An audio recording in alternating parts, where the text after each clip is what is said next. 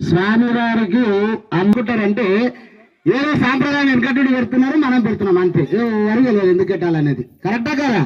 జీలకర్ర అంటే చల్లనైన పదార్థం. మనం తినే ఆహార పదార్థాల లోపల అతి మాధుర్యమైనటువంటి తీయని పదార్థం ఏది?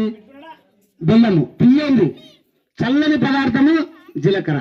ఈ జీలకర్ర బెల్లము రెండు కలిపి మెత్తగా నూరి వధు చేతి లోపల పెడతారు. పెట్టి పంచాంగం లోపల ఉన్నటువంటి శుభముహూర్త సమయం లోపల కనీసం మాంగళ్యం కట్టకుండా పర్వాలేదు, అయ్యా పంతులు నీకు దండం పెడితే జీలకర్ర మల్ల ఏమన్నా పెట్టి అని ఇటువంటి పెద్ద మనుషులు మాకు వచ్చి చెప్తుంటారు. ఎందుకు అంటే మంగళసూత్రానికి ఎంత ప్రాధాన్యత ఉందో జీలకర్ర బెల్లానికి కూడా అంత ప్రాధాన్యత ఉంది. అంటే ఈ చల్లనైనటువంటి తీయనైనటువంటి పదార్థాన్ని ఒకరి తలపైన ఒకరు పెట్టుకోవడం వల్ల ఏమైతుందయ్యా అంటే మానవుని శరీరం లోపల పైన బ్రహ్మరంధ్రం అనేది ఉంటుందా? చిన్నప్పుడు మాడ అంటారు, నూనె పెడతారు కదా, ఈ మాడ పైన ఒక ఎనిక ప్రమాణం రంధ్రం ఉంటుంది. ఈ బ్రహ్మరంధ్రం పైన ఈ జీలకర్ర బెల్లాన్ని పెట్టి గట్టిగా నొక్కడం వల్ల మానవుని యొక్క శరీరం లోపల ఉన్నటువంటి 62 నాడులు ఒకటేసారి స్పందిస్తాయంట.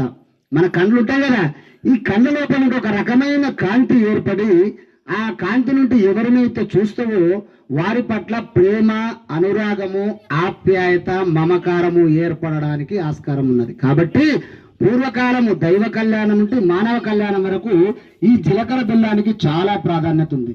ఇప్పటిలో మనం ఏం చేస్తాము, జీలకర్ర బెల్లం చేతిలో పెట్టకుండా మొదలే ఫోటోగ్రాఫర్లు ఇక్కడ చూడు అయిపోయా. వాళ్ళ ప్రేమ అంతా ఎక్కడ పోతున్నది? ఫోటోగ్రాఫర్ల మీద అవుతుంది. వాళ్ళ జీవితం అంతా ఏమవుతుంది? ఫోన్ల మీద అవుతుంది. ఇక ఏముంది వాళ్ళ అన్యోన్యత అంటే అట్లుంది. కాబట్టి ఇక నుంచి అయినా జీలకర్ర బెల్లం మీ పిల్లల పెళ్లి చేసేటప్పుడైనా మీరు అయిపోయింది, మీ పిల్లల పెళ్లిళ్ళు చేసేటప్పుడైనా ఇక్కడ ఉన్న వాళ్ళందరూ ఒక్కటే ఆలోచన చేయండి, జీలకర్ర బెల్లం పెట్టినప్పుడు కన్ను కొట్టకుండా ఒకరికన్నా ఒకరు చూసుకుంటారు నాయన అని చెప్పండి. అది గుర్తుపెట్టుకోండి. జై బలో సీతారామచంద్ర భగవానికి పరంగా కన్య